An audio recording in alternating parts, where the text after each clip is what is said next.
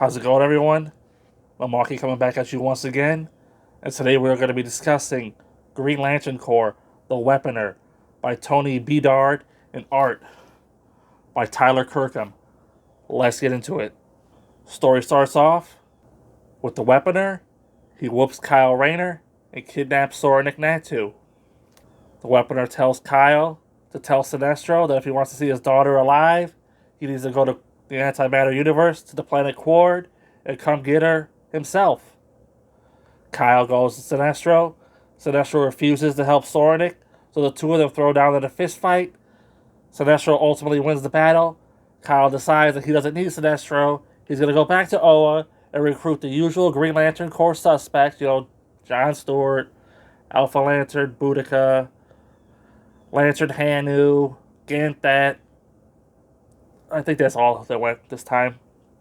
And they go to the antimatter universe and attempt to rescue Soranik Natu.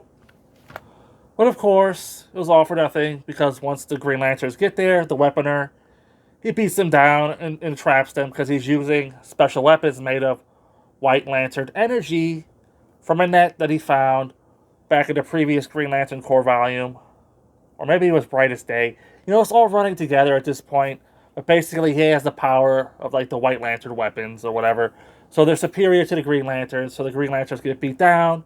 And just as the Green Lanterns are getting beat down, here comes the Sinestro Corps, because Sinestro sent them to, get his daughter back.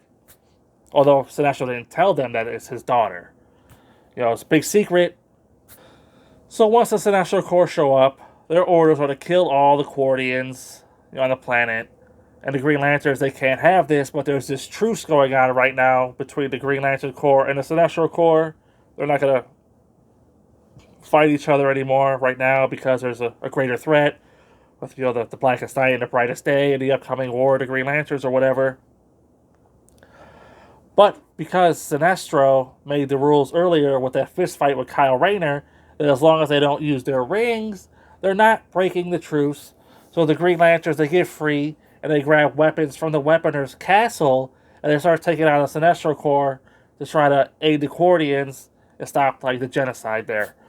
And while all this is going on, Sinestro ultimately shows up, and he beats down the Weaponer, and the Weaponer submits and ends up ultimately joining the Sinestro Corps, and then we're off to the War of the Green Lanterns, which is next. Also, because Brightest Day, Firestorm is here for some reason, and who cares? New artist, Tyler Kirkham, really shines here on this volume. I mean, he's not Patrick Gleason, and it's hard, to lose a guy like Patrick Gleason on a book like this. But Tyler comes in, swinging, and he hits it out of the park. Fantastic art here by him. I don't know if he stays on the book or what happens next, but I wouldn't mind seeing his art again. Whereas Tony Bedard here, taking over writing duties, from Pete Tomasi. His first volume I felt was a little shaky, but this one, much better, much tighter story. Great beginning, middle, and end, basic stuff. The Weaponer was a cool villain. He had nice weapons that overpowered the hero, so you're like, how are they going to get out of this one? I didn't see what was going to happen coming, which is always nice, because sometimes it's a little predictable if the heroes are going to win, and it's obvious, but with them, throwing down their rings and picking up the Weaponer's weapons and fighting the Sinestro Corps, and then the Sinestro Corps not being able to fight back because all they had was their rings. Made for some good tension there. You didn't know if who was gonna live or who was gonna die, because this guy was killing people, the Weaponer.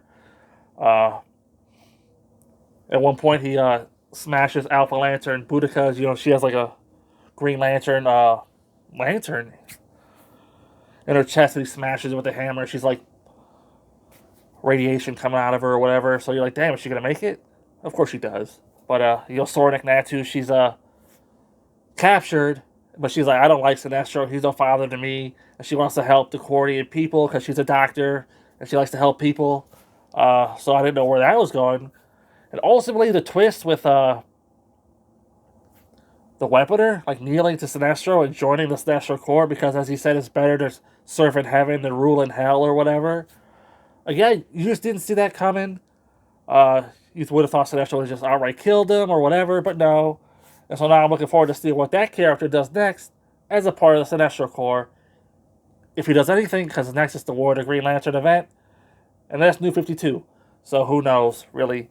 At this point, it could all be for nothing, but I enjoyed my time reading this book.